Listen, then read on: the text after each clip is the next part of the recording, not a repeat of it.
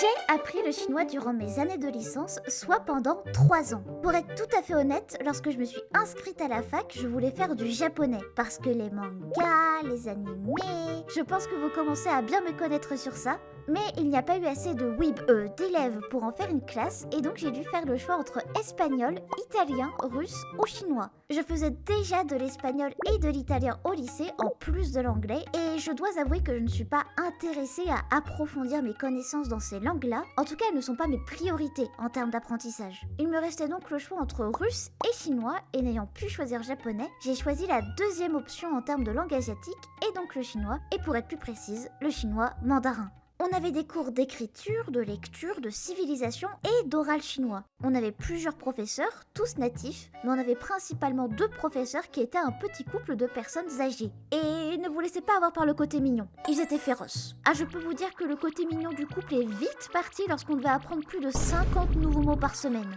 Je ne connais pas toutes les langues du monde, donc ceci est purement mon avis, mais je pense que la réputation de la langue chinoise comme étant l'une des plus dures à apprendre au monde est loin d'être infondée. Tout d'abord, il n'y a pas d'alphabet, donc si tu ne connais pas le mot, tu peux pas y faire grand chose. Tu peux essayer de le déchiffrer. Par exemple, mot, ça veut dire arbre ou bois, et si tu mets 2 arbres ensemble, ça fait lin, et ça veut dire forêt, parce qu'il y a plusieurs arbres. Mais ça ne fonctionne pas tout le temps, et si tu connais pas le mot de base, c'est compliqué à deviner.